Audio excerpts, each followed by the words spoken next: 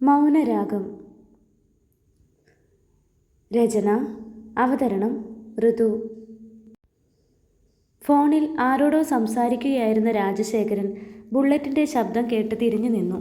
ശ്രീഹരി ബുള്ളറ്റിൽ നിന്നിറങ്ങി. മുണ്ടൊന്നുകൂടി മുറുക്കിയെടുത്തു. ചാവി കയ്യിൽ തിരിച്ചുകൊണ്ട് മുന്നോട്ട് വന്ന് രണ്ട് കൈയും നെഞ്ചിൽ കെട്ടി നിന്നു. അയാൾ ഒരു വേള അവനെ തന്നെ നോക്കി നിന്നുപോയി. പതറാത്ത ആ നോട്ടത്തിൽ തൻ്റെ ഉള്ളിലുള്ളതെല്ലാം അവൻ ചുഴിഞ്ഞെടുക്കുമെന്നതുപോലെ പതർച്ച മുഴുവൻ മനസ്സിലാക്കുമെന്ന് തോന്നി. എന്നാലും വന്ന കാര്യം പറയാതിരിക്കുന്നതെങ്ങനെ? മറുപടി ഏകദേശം ഊഹിക്കാവുന്നതേ ഉള്ളൂ. വന്നു പോയതല്ലേ, പറഞ്ഞോളൂ, എന്താ കാര്യം? ഗാംഭീര്യമുള്ള ശബ്ദം. നിങ്ങൾ എന്തു പറഞ്ഞാലും അതൊന്നും തന്നെ ഏശാൻ പോകുന്നില്ല എന്നൊരു ധ്വനി. അതവൻ പറയാതെ പറയുന്നതല്ലേ? രാജശേഖരൻ ആഞ്ഞൊന്ന് ശ്വാസമെടുത്തു. ഞാൻ പറയുന്നത് മുഴുവൻ കേട്ട് ശ്രീഹരി ബുദ്ധിപരമായ ഒരു തീരുമാനം എടുക്കണം. ഇനിയും ഒന്നും വേണ്ടാന്ന് വെക്കേണ്ട കാര്യമില്ലല്ലോ. ശ്രീഹരി അക്ഷമനായി മുടിയൊന്ന് പുറകിലേക്ക് വകഞ്ഞു മാറ്റി. 10 മണിക്ക് ഒരു ഓട്ടോ ഉണ്ട്. കാര്യം എന്താന്ന് വെച്ചാൽ അത് പറയാം. കൂടുതൽ വളച്ചു കെട്ടേണ്ട കാര്യമില്ല. അതേ നിൽപ്പ് തുടർന്നുകൊണ്ടവൻ കടുപ്പത്തിൽ തന്നെ പറഞ്ഞു. രാജശേഖരൻ തെല്ല് നിശബ്ദമായി. തിരിച്ചു വരണമെന്ന് അറിയിച്ചു തറവാട്ടിലേക്ക്. നടക്കില്ല. ശ്രീഹരി, ഞാൻ പറയുന്ന ഒന്ന് ശ്രദ്ധിച്ച് കേൾക്ക്. ശ്രീനിലയത്തിൻ്റെ 50% സ്വത്തും എഴുതി വച്ചിരിക്കുന്നത് ശ്രീലക്ഷ്മിക്കാണ്. അതിപ്പോൾ മകനായ നിനക്കാണ്. ശ്രീദേവിക്ക് മക്കളില്ലാത്തതിനാൽ ആ ഭാഗം കൂടി തനിക്ക് കിട്ടും. ശ്രീനിലയത്തിൻ്റെ അടുത്ത അവകാശി താനാണ്. എണ്ണമറ്റ സ്വത്തുക്കൾ നോക്കി നടത്തേണ്ട വലിയ ഉത്തരവാദിത്വം. വേറെന്തെങ്കിലും പറയാനുണ്ടോ? വലതുകൈ ഉയർത്തി അയാളുടെ വാക്കുകളെ അവൻ തടഞ്ഞു. ഞാൻ പറയുന്നത് ആ ഗൗരവത്തിൽ. ഏത് ഗൗരവത്തിൽ? 3 വർഷം മുമ്പ് വരെ എൻ്റെ അമ്മ ഇവിടെ ഉണ്ടായിരുന്നു, ഈ വീട്ടിൽ എൻ്റെ കൂടെ. അപ്പോഴൊന്നും സ്വന്തം മകളാണെന്നോ അവകാശിയാണെന്നോ ഉള്ള തോന്നൽ ഉണ്ടായിരുന്നോ? ഇല്ലല്ലോ. അമ്മ മരിക്കാറായപ്പോൾ വീണ്ടും അവകാശങ്ങൾ നീട്ടി വന്നു. ശ്രീഹരിക്കതൊക്കെ പുല്ലാണ്. എന്നിട്ടും നിങ്ങൾ വരുമ്പോഴൊക്കെ താല്പര്യമില്ലാതെ ഞാൻ ഒപ്പിട്ട് തരുന്നത് ശ്രീനിലയത്തിലെ രാജാവായി വാഴാനുള്ള ആഗ്രഹം കൊണ്ടല്ല. അവസാനമായി അമ്മ പറഞ്ഞ വാക്ക്, അത് മാത്രം പാലിക്കാൻ വേണ്ടിയാണ്. അല്ലായിരുന്നെങ്കിൽ വലിച്ചെറിഞ്ഞേനെ നിങ്ങൾ ഈ പറഞ്ഞ 50% അവകാശം. ശ്രീഹരിക്ക് തഴമ്പിച്ച ഈ കൈ തന്നെ മതി ജീവിക്കാൻ. അങ്ങനെ തന്നെയാണ് ഇതുവരെ ജീവിച്ചത്. ഇനി അങ്ങോട്ടും അത് മാത്രം മതി. രാജശേഖരൻ ഒന്നും മിണ്ടാനാവാതെ നിന്നു.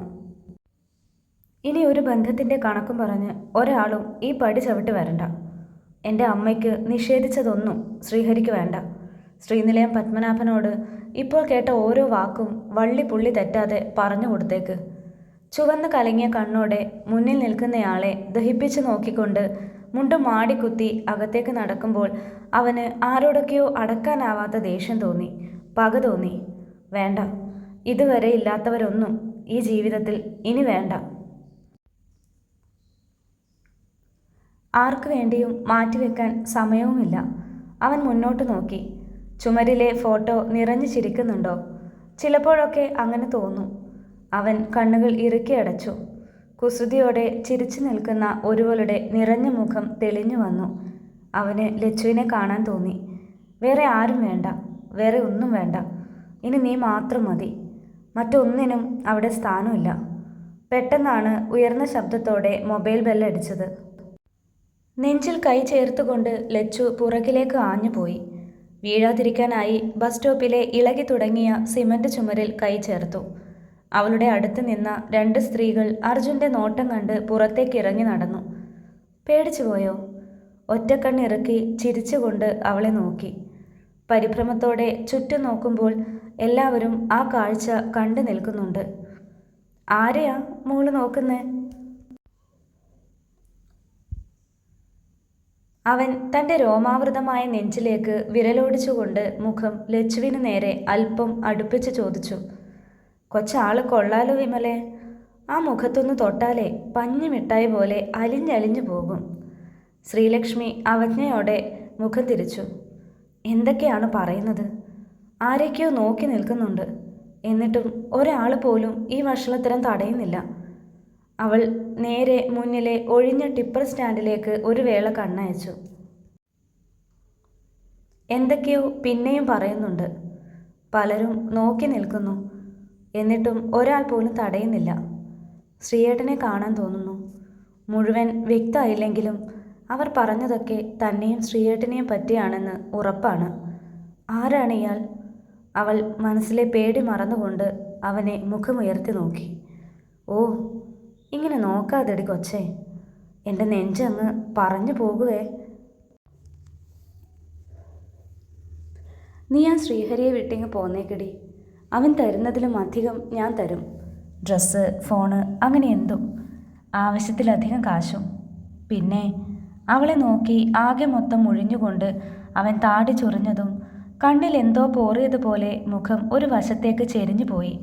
ഇടത് കവിളിലാകെ തരിപ്പ് പടർന്നു.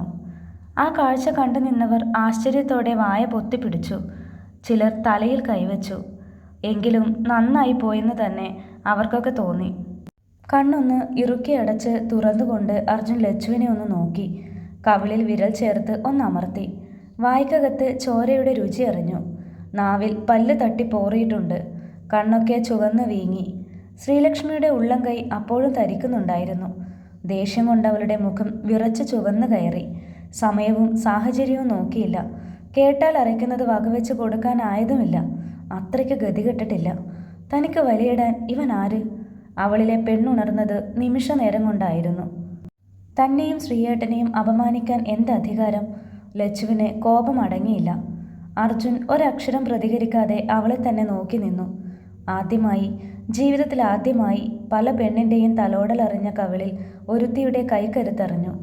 ആ അപമാനം അവനെ ചുട്ടെരിച്ചുവെങ്കിലും ഒരക്ഷരം മറുത്തു പറയാതെ അവൻ അങ്ങനെ നിന്നു. ആ കാഴ്ച കണ്ട് കുറച്ചു നിമിഷം സ്തബ്ധനായി പോയ വിമൽ ബോധം വീണ്ടെടുത്തതുപോലെ ചീറിക്കൊണ്ട് ലച്ചുവിൻ്റെ നേർക്ക് കുതിച്ചു. ഡി പുന്നാര മോളെ! അവൾക്കടുത്ത് എത്താനായതും അർജുൻ അവൻ്റെ കയ്യിൽ പിടിച്ചു തടഞ്ഞു. അർജുൻ, നീ വിട്ടേ, ഇവൾ ആര് നിന്നെ തല്ലാൻ? എന്നാൽ അതിന് മറുപടി പറയാതെ അവൻ നോക്കിക്കൊണ്ട് നിന്നു. ആ നോട്ടത്തിൽ അവളൊന്ന് പതറി എന്നത് സത്യം. എന്നാൽ അത് മുഖത്ത് പ്രകടമാക്കാതെ ശ്രദ്ധിച്ചു.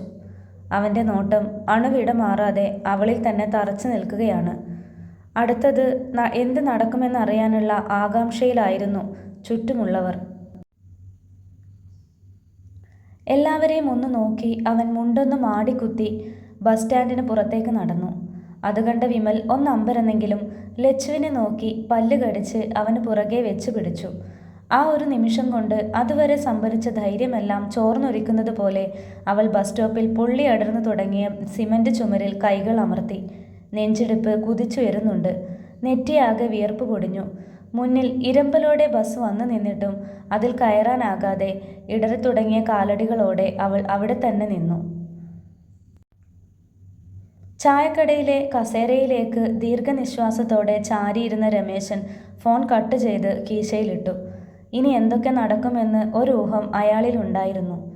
പലതരം ബഹളങ്ങൾക്കിടയിൽ നിന്ന് കുതിച്ചുയരുന്ന ബുള്ളറ്റിൻ്റെ ശബ്ദം ലച്ചുവിൻ്റെ കാതിൽ പ്രകമ്പനം സൃഷ്ടിച്ചു. മുഖം അമർത്തി തുടച്ചുകൊണ്ട് വളരെ സ്വാഭാവികമായി പെരുമാറാൻ അവൾ ശ്രമിച്ചു.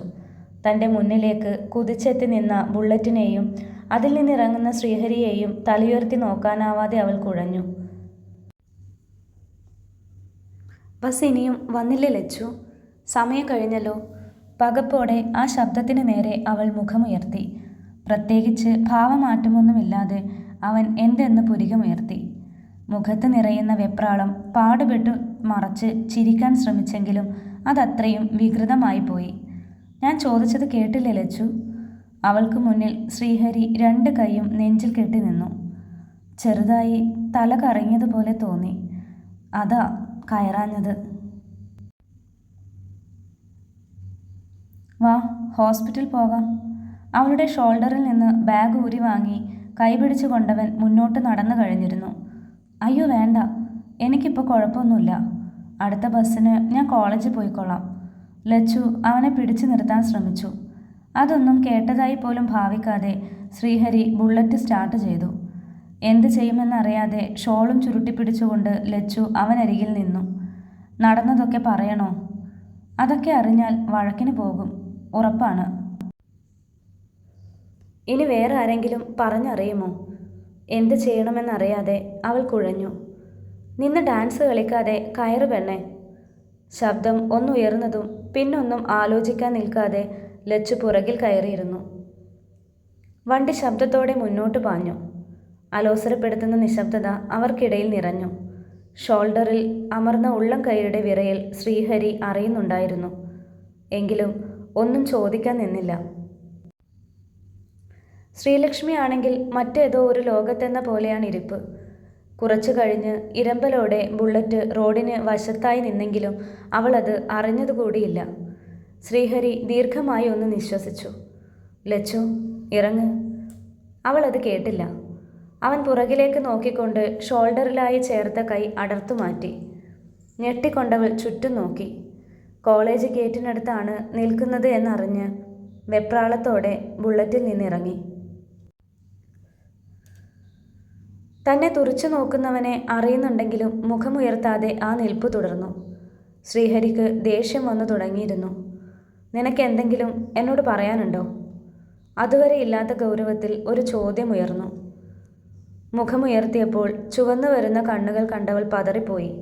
സാവകാശം ഇല്ലെന്ന് തലയനക്കി. അത് കണ്ടതും വളരെ വേഗത്തിൽ ബുള്ളറ്റ് സ്റ്റാൻഡിലിട്ട് അവൻ ചാടിയിറങ്ങി.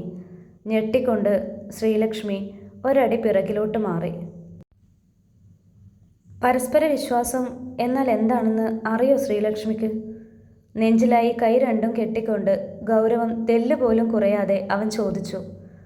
പറഞ്ഞത് മനസ്സിലാവാതെ അവൾ നെറ്റി ചുളിച്ചു. ദേഷ്യത്തിലാണ്, കണ്ടാൽ അറിയാം. എന്താ എന്താ അപ്പോൾ അങ്ങനെ ചോദിക്കാൻ? മിണ്ടാതിരുന്നാൽ ആ ദേഷ്യം കൂടുകയേ ഉള്ളൂ എന്ന് അവൾക്ക് തോന്നി. കഴിഞ്ഞ അരമണിക്കൂറിനുള്ളിൽ നടന്ന കാര്യം എന്നോട് പറയാതിരിക്കാൻ മാത്രം അന്യനാണോ ഞാൻ? അതോ അതിൻ്റെ ആവശ്യമില്ലെന്ന് തോന്നിയോ? വിളറി വെളുത്തുപോയി അവളുടെ മുഖം. എല്ലാം അറിഞ്ഞു കഴിഞ്ഞു. അങ്ങനെയൊന്നുമില്ല. പിന്നെ എങ്ങനെയാ ഞാനിത് മനസ്സിലാക്കണ്ടേ? വെറുതെ ഒരു പ്രശ്നത്തിന് ഞാൻ കാരണം? അവളെ കൂടുതൽ പറയാൻ സമ്മതിക്കാതെ ശ്രീഹരി കൈ ഉയർത്തി വിലക്കി. ശ്രീലക്ഷ്മി എന്നെ കാണുന്നതിന് മുൻപ് പല പ്രശ്നങ്ങളും എനിക്കുണ്ടായിട്ടുണ്ട്. പലരെയും കയറി തല്ലിയിട്ടുണ്ട്. അതിനൊക്കെ എൻ്റേതായ ന്യായം ഉണ്ടായിരുന്നു. ഒരു തരിമ്പും കുറ്റബോധം ആ കാര്യത്തിലില്ല, ഉണ്ടാവാനും പോകുന്നില്ല. ഇനി മുന്നോട്ടും അങ്ങനെയൊന്നും ഉണ്ടാവില്ല എന്ന് ഉറപ്പ് പറയാനും കഴിയില്ല. ഇന്നൊരുത്തൻ വന്ന് ഇത്രയും വലിയ പ്രശ്നം ഉണ്ടാക്കിയിട്ടും നീ അവനെ കയറി തല്ലിയിട്ടും എന്നോട് പറയാൻ മാത്രം ഗൗരവമല്ലാത്ത കാര്യമായിട്ടാണോ തോന്നിയത്? അതോ നേരത്തെ ചോദിച്ചതുപോലെ ഞാൻ അത്രയ്ക്ക് അന്യനാണോ? ദേഷ്യത്തിൽ വിറച്ചുകൊണ്ടാണ് പറഞ്ഞു തുടങ്ങിയതെങ്കിലും അവസാനിപ്പിച്ചപ്പോഴേക്കും ശബ്ദം ഒന്നിടറിപ്പോയിരുന്നു. ശ്രീലക്ഷ്മി മറ്റൊന്നും നോക്കാതെ അവൻ്റെ അടുത്ത് ചേർന്ന് നിന്ന് ചുരുട്ടിപ്പിടിച്ച കൈകളിൽ കൈത്തലം അമർത്തി നിന്നു. ഇങ്ങനെയൊന്നും പറയരുത്. ഞാൻ അങ്ങനെ ചിന്തിച്ചിട്ട് പോലുമില്ല. പെട്ടെന്ന് ഞാനൊന്ന് പേടിച്ചുപോയി എന്നത് സത്യമാണ്.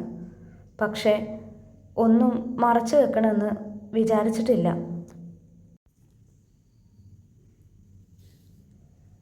അറിവ് വെച്ച കാലം മുതലേ സമാധാനത്തോടെ എനിക്കൊന്ന് ഉറങ്ങാൻ പറ്റിയിട്ടില്ല. എപ്പോഴും എന്തെങ്കിലുമൊക്കെ സംഭവിക്കൂ എന്ന പേടിയായിരുന്നു. അച്ഛൻ പോയ ശേഷം ശരിക്കും ഒരു ട്രോമ പോലെയായി. വീട്ടിൽ പിന്നെ അയാൾ പറയാൻ വന്നത് പാതിയിൽ നിർത്തി അവൾ മുഖമുയർത്തി നോക്കി. നേരത്തെ കണ്ട ഭാവമല്ല. കണ്ണീര് കവിളിലൂടെ ഒഴുകിയിറങ്ങി.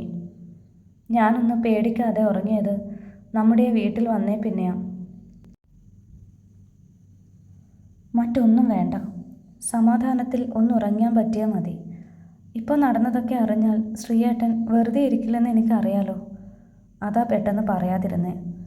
എന്നാലും ഞാൻ പറഞ്ഞേനെ. എനിക്കങ്ങനെയൊന്നും മറച്ചു പിടിക്കാൻ കഴിയില്ല. എനിക്കിപ്പോൾ വേറെ ആരും ഇല്ലല്ലോ. അവൻ്റെ നെഞ്ചോരം ചേർത്ത് മുഖമമർത്തി. അവൾ അപ്പോഴേക്കും ഏങ്ങലടിച്ചു പോയിരുന്നു. വല്ലാത്തൊരു പരവേശത്തോടെ ശ്രീഹരി ലച്ചുവിനെ ചേർത്ത് പിടിച്ചു. അവരെ കടന്നു പോകുന്ന കുട്ടികളുടെ എല്ലാം നോട്ടം അവരിൽ തന്നെ തറഞ്ഞു നിന്നു. പലരും അടക്കം പറഞ്ഞു. ശ്രീഹരി അതൊന്നും വകവെക്കാതെ അവളെ ഒന്നുകൂടെ മുറുക്കെ പുണർന്നു. ലച്ചു, സോറി. ഞാൻ അതൊക്കെ അറിഞ്ഞപ്പോൾ, എന്നോടൊന്നും പറയാതിരുന്നപ്പോൾ വേദന തോന്നിപ്പോയി. എനിക്കും വേറെ ആരും ഇല്ലല്ലോ. ഇനി അങ്ങനെ പറയല്ല കേട്ടോ. നോക്ക്, മുഖം തുടക്ക്. ദേ, പിള്ളേരൊക്കെ നോക്കുന്നുണ്ട് കേട്ടോ. അവൻ്റെ മുഖത്തല്പം ചിരി പടർന്നു. അവനത് പറഞ്ഞപ്പോഴാണ് അവൾക്ക് സ്ഥലകാല ബോധം വന്നത്. പകച്ചുകൊണ്ടവൾ അവനിൽ നിന്ന് അകന്നു മാറി. ചുറ്റും നോക്കി. ശരിയാണ്, ചില കുട്ടികളൊക്കെ നോക്കി നിൽക്കുന്നുണ്ട്. ശ്രീഹരി അവളുടെ നോട്ടത്തെ പിന്തുടർന്നതും കാഴ്ചക്കാരെല്ലാം നിമിഷ നേരം കൊണ്ട് കോളേജിനകത്തേക്ക് കയറിപ്പോയി. ശ്രീയേട്ടൻ എന്താ ഗുണ്ടയാണോ അവരെയൊക്കെ നോക്കി പേടിപ്പിക്കാൻ? അവൾ നനഞ്ഞ കണ്ണുകൊണ്ട് അവനെ കൂർപ്പിച്ചു നോക്കി. പക്ഷേ ഈ ശ്രീഹരി ആദ്യമായും അവസാനമായും പതറിപ്പോയത് ആരുടെ മുന്നിലാണെന്നറിയോ?